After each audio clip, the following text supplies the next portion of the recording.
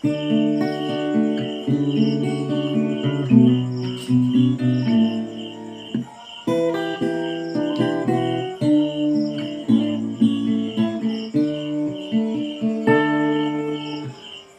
tao'y nilalang ng Diyos upang sa Kanya'y sumunod.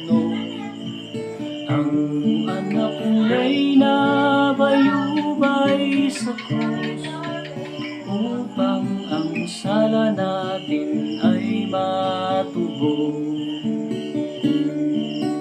Bawat tao sa daigdig may tungkulin gagampanan. Nais ng Diyos tayo'y magmahalan at huwag mahulog sa kasalanan.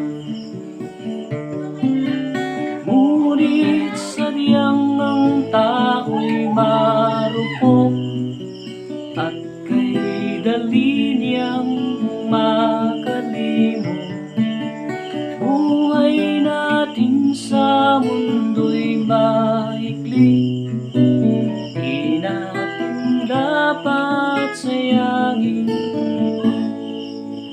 Bawat araw sa ating buhay ipaglingkod ng lubusan sa ating Diyos na siyang lumalang at sa ating kapwang nangangailangan.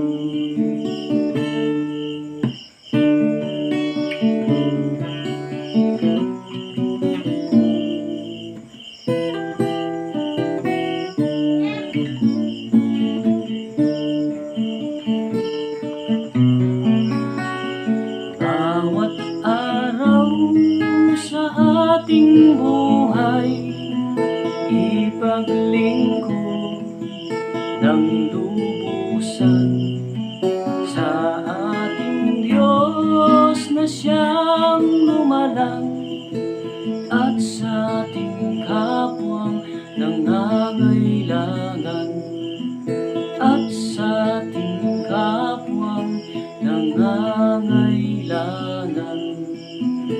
At sa ating kapwang nangangailangan.